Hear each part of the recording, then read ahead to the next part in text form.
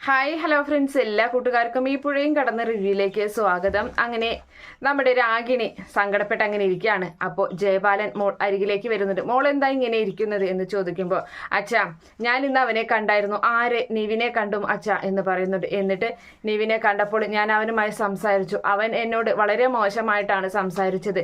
എൻ്റെ കഴുത്തിൽ താലി വീഴാൻ സമയമല്ലേ അവൻ എന്നെ അവിടെ നിന്നും ഇറക്കി വിട്ടത്. അവൻ അവിടെ നിന്ന് ഇറങ്ങിപ്പോയത്.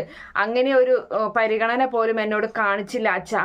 അവൻ എന്നോട് ഇനി എൻ്റെ പുറകെ വരരുത് എന്നുള്ള രീതിയിലാണ് സംസാരിച്ചത്. എത്രയായാലും പന്തൽ വരെ എത്തിയ കല്യാണമല്ലേ. ആ ഒരു പെൺകുട്ടിയുടെ വേദന അവന് മനസ്സിലാവില്ലേ? എന്നോട് ആ ഒരു കരുണ പോലും അവൻ കാണിച്ചില്ല അച്ഛ. തന്നെയല്ല, അവൻ കാവേരിയെ തെരഞ്ഞു നടക്കുകയാണെന്നും കാവേരിയെ കണ്ടു കിട്ടിയാൽ സത്യങ്ങൾ തുറന്നു പറഞ്ഞ് അവളെ കല്യാണം കഴിക്കുമെന്നും എന്നോട് പറഞ്ഞു അച്ഛ എന്ന് പറയുന്നുണ്ട്. ഇനി ഞാൻ എന്തിനാ അച്ഛ ജീവിച്ചിരിക്കുന്നത്?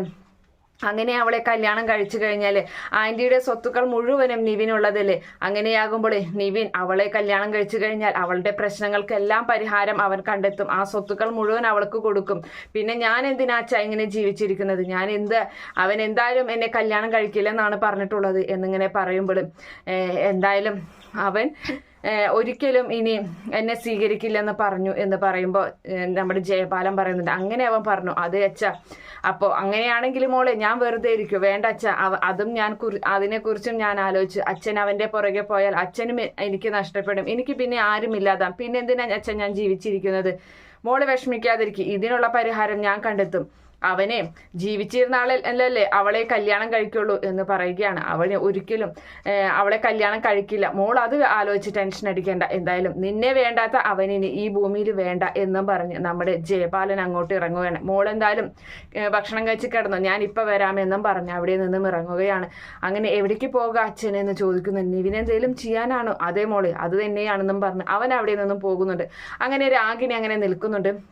അതിനുശേഷമാണെങ്കിൽ നമ്മുടെ വിനീതിനെ കാണിക്കുകയാണ്. വിനീത് അവിടെ ആശുപത്രിയിലെ മുറിയിലേക്ക് വരികയാണ്. അപ്പോൾ അവിടെ കാവേരിയും അതുപോലെ ശാരദയുണ്ട്. ശാരദയാണെങ്കിൽ നീളയുടെ തലയിൽ, നീള ഇങ്ങനെ മയങ്ങുകയാണ്. നീളയിലെ തലയിൽ ഇങ്ങനെ കൈ തലോടിക്കൊണ്ടിരിക്കുകയാണ്. അപ്പോൾ ആ സമയം വിനീത് ചോദിക്കുന്നുണ്ട്, എങ്ങനെയുണ്ട് ഇപ്പോൾ നിളമോൾക്ക് എന്ന് ചോദിക്കുമ്പോൾ, നല്ല മയക്കത്തിലാണോ എന്ന് ചോദിക്കുകയാണ്. അപ്പോൾ അതെ, ഉറക്കത്തിലാണ്. അതെ, ഈയിടെ ഇപ്പൊ കുറച്ചു മുമ്പ് ശ്വാസമുട്ട് വല്ലാതെയായി, നഴ്സ് വന്ന് ഓക്സിജൻ കൊടുത്ത് ആ ഒരു മയക്കത്തിലാണ് മോള് എന്ന് പറയുകയും ചെയ്യുന്നുണ്ട്. ശ്വാസമുട്ടോ ഓക്സിജനോ എന്നിങ്ങനെ ചോദിക്കുകയാണ് വിനീത്. അതെ എന്ന് പറയുകയാണ്. അപ്പോൾ വിനീതിന് സങ്കടം വരികയാണ്. വിനീത് കാവേരിയോട് പറയുന്നുണ്ട്, കാവേരി ഒന്ന് പുറത്തേക്ക് വരൂ, ഒരു കാര്യം പറയാനുണ്ട് എന്ന് പറയുമ്പോൾ കാവേരി പുറത്തേക്ക് ചെല്ലുകയാണ്. വിനീത് അങ്ങനെ നിൽക്കുന്നുണ്ട്. എന്താ വിനീതേട്ടാ എന്ന് ചോദിക്കുകയാണ്. അപ്പോൾ അതല്ല കാവേരി, ഞാനൊരു കാര്യം ചോദിക്കട്ടെ. ഈ കിഡ്നി വിറ്റ് കഴിഞ്ഞാൽ പൈസ ഒക്കെ കുറെ കിട്ടുമെന്ന് കേട്ടിട്ടുണ്ടല്ലോ. ഞാൻ ഈ ആശുപത്രിയിൽ ഒന്ന് അന്വേഷിച്ച് നോക്കട്ടെ, കിഡ്നി വിൽക്കാൻ ആരെങ്കിലും ഉണ്ടോയെന്ന്, കിഡ്നി കൊടുക്കാൻ ആരെങ്കിലും ഉണ്ടോ എന്ന് ഞാൻ അന്വേഷിച്ച് നോക്കട്ടെ എന്ന് വിനീത് പറയുമ്പോൾ കാവേരി പറയുന്നത്, എന്തൊക്കെ വിഡിത്തമാണ് ഈ വിനീതേട്ടൻ പറയുന്നത്? വിനീതേട്ടൻ്റെ കിഡ്നി കൊടുത്തിട്ട് ഇപ്പോൾ ഈ ഓപ്പറേഷൻ നടത്താനാണോ? വിനീതേട്ടൻ ആവശ്യമില്ലാത്ത കാര്യങ്ങളൊന്നും ചിന്തിക്കേണ്ട കാവേരി. എനിക്ക് നിളമോളുടെ കിടപ്പ് കണ്ടിട്ട് സഹിക്കാൻ പറ്റുന്നില്ല. ഞാൻ ഗംഗയോട് സത്യങ്ങൾ തുറന്ന് പറയാൻ വേണ്ടി പോയതാണ്. പക്ഷെ അവളുടെ മുന്നിലെത്തുമ്പോൾ എനിക്കത് പറയാൻ കഴിയുന്നില്ല. വിനീതേട്ടൻ ഇപ്പം അത് പറഞ്ഞിട്ട് ഇപ്പം എന്താ കാര്യം? കാരണം പറഞ്ഞു കഴിഞ്ഞാലും വിനീതേട്ടനെ ഈ പറഞ്ഞ പോലെ ഗംഗേച്ചി വെറുക്കും. ഒരുപക്ഷെ വിനീതേട്ടൻ ഈ നാട്ടിൽ നിന്ന് തന്നെ പോകും.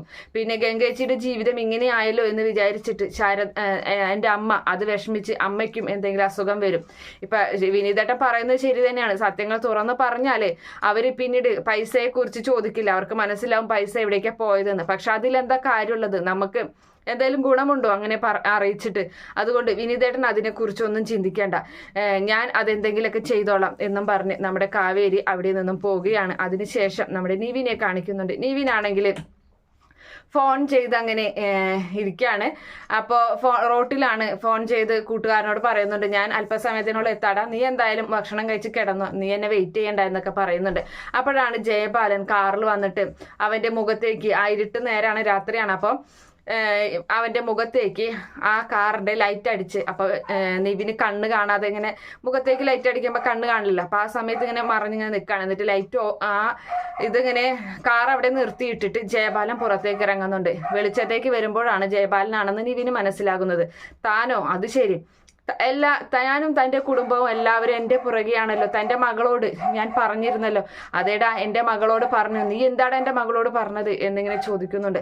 അപ്പോൾ ആ സമയത്ത് നിവിൻ പറയാണ്, അതെ ഞാൻ പറഞ്ഞു കാവേരിയെ ഞാൻ കണ്ടെത്തുകയും കാവേരിയെ ഞാൻ വിവാഹം ചെയ്യും എന്ന് പറഞ്ഞു, നിങ്ങളെ മകളെ ഞാൻ വിവാഹം ചെയ്യില്ല എന്നും പറഞ്ഞു. എടാ നിനക്ക് അത്രയ്ക്ക് ധൈര്യമോ? അതെ ധൈര്യം തന്നെയാണ്. അതെ നിങ്ങൾ എന്താ വിചാരിച്ചത്? ഒരിക്കലും നിങ്ങളുടെ മകളെ ഞാൻ വിവാഹം ചെയ്യില്ല. പിന്നെ ഒരു കാര്യം ഞാൻ പറഞ്ഞേക്കാം, നിങ്ങളുടെ മകൾക്ക് കാര്യമായിട്ട് തലയ്ക്ക് നല്ല സുഖമില്ലായ്മ ഉണ്ട്. അത് നിങ്ങൾക്കും നിങ്ങളുടെ മകൾക്കും മാത്രം തിരിച്ചറിയാനുള്ളൂ, ബാക്കി എല്ലാവർക്കും മനസ്സിലാകുന്നുണ്ട്. പിന്നെ ഈ പ്രാന്ത് മൂത്ത് കഴിഞ്ഞാൽ ഇപ്പോൾ നെല്ലിക്കാത്താളം വയ്ക്കേണ്ട സമയമൊക്കെ കഴിഞ്ഞു. ചങ്ങല കിട്ടിയില്ലെങ്കിലേ നാട്ടുകാർ തല്ലിക്കോലും. പിന്നെ ചങ്ങലക്ക് ഇടാൻ നിങ്ങൾക്ക് പറ്റിയില്ല എന്നുണ്ടെങ്കിൽ എൻ്റെ പുറകെ പറഞ്ഞയക്കേണ്ട കേട്ടോ, എനിക്ക് അതിനൊന്നും സമയമില്ല എന്ന് പറയുകയാണ്. പിന്നെ നിങ്ങളുടെ മകളെ ഞാൻ ജീവിതത്തിൽ സ്വന്തമാക്കുകയുമില്ല. നിങ്ങളെ മകൾക്കൊരു ബാധ്യതയായി നിങ്ങൾക്ക് തോന്നുകയാണെങ്കിൽ വല്ലയിടത്തും കഴുത്തിൽ കല്ല് കെട്ടി ഏതെങ്കിലും കായൽ കൊണ്ട് താത്തടോ എന്ന് പറയുകയാണ്.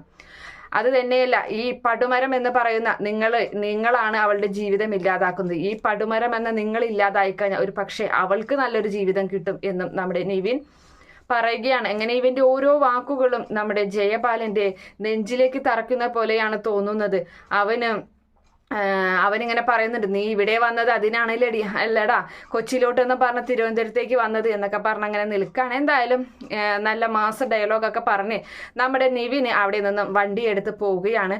ജയപാലൻ പുറകെ വെക്കാൻ നിൽക്കുകയാണ്. അപ്പോഴാണ് നമ്മുടെ രാഗിണി തൻ്റെ കാറിൽ കയറുന്നത്. എന്നിട്ട് അച്ഛനെ വിളിക്കുന്നുണ്ട്. അച്ഛൻ ഇത് എവിടെയാന്ന് ചോദിക്കുകയാണ്. മോളെ ഞാൻ അവനെ കണ്ടു, നിവിന് ഇവിടെ ബൈപ്പാസ് റോഡിൻ്റെ അവിടെയുണ്ട് എന്ന് പറയുകയാണ്. അപ്പോൾ ആ സമയം അച്ഛൻ അവനെ ഒന്നും ചെയ്യരുത് കേട്ടോ, ഞാൻ അവനെ ചെയ്യും, ഉറപ്പായിട്ടും ചെയ്യും, ഞാൻ അവനെ കൊല്ലാൻ വേണ്ടി തന്നെ. ഇനി ഒരിക്കലും മോള് അവനെക്കുറിച്ച് ആലോചിച്ച് വിഷമിക്കേണ്ടി വരില്ല. അച്ഛ പറയുന്ന കേൾക്ക് എന്ന് പറയുമ്പോൾ, നീ എന്നെ വിളിക്കേണ്ട, എന്നെ വിളിച്ചാൽ എനിക്ക് കിട്ടുകയില്ല എന്നും പറഞ്ഞ് ഫോൺ കട്ട് ചെയ്യുകയാണ് ജയപാലൻ. അപ്പോൾ ജയപാലൻ പുറകെ വെച്ച് പിടിക്കുകയാണ് നിവിന് കുറച്ച് ദൂരം പോയിട്ടുണ്ടായിരുന്നു. അപ്പോൾ കുറേ ദൂരം പോകുമ്പോൾ നിവിനെ കാണുന്നുണ്ട് നമ്മുടെ ജയപാലൻ. അതേപോലെ തന്നെ രാഗിണിയാണെങ്കിൽ രാഗിണിയുടെ കാർ എടുത്ത് അച്ഛനെയും നിവിനെയും തിരഞ്ഞ് അവളും കാറിൽ അങ്ങനെ സഞ്ചരിക്കുന്നുണ്ട്.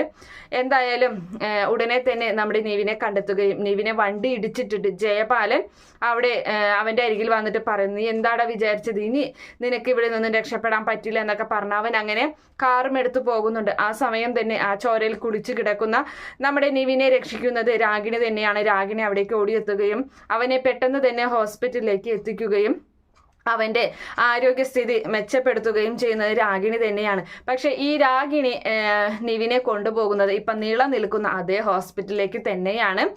അങ്ങനെ ഈ തൊട്ടടുത്ത് എന്ന പോലെ ഈ പറയുന്ന കാവേരിയും നിവിനും ഉണ്ടായിരിക്കും. പക്ഷെ അവരും ഇതുപോലെ പരസ്പരം കാണില്ല. പക്ഷേ കുറച്ച് അവിടെ കിടന്ന് ഒരു ദിവസം കഴിയുമ്പോൾ കാവേരി കാണുന്നുണ്ട് നിവിനെ. അപ്പോൾ കാവേരിയെ കാണിക്കാൻ എന്ന രീതിയിൽ രാഗിണി നിവിനെ, ഉറക്കത്തിൽ കിടക്കുന്ന നിവിനെ ഉമ്മം വെക്കുകയും അവനെ സ്നേഹിക്കുകയും ചെയ്യുന്നുണ്ട്. അപ്പോൾ കാവേരിയുടെ നെഞ്ചൊന്ന് തകർന്നു പോവുകയും ചെയ്യുന്ന ഭാഗമൊക്കെയാണ് കാണാൻ പോകുന്നത്.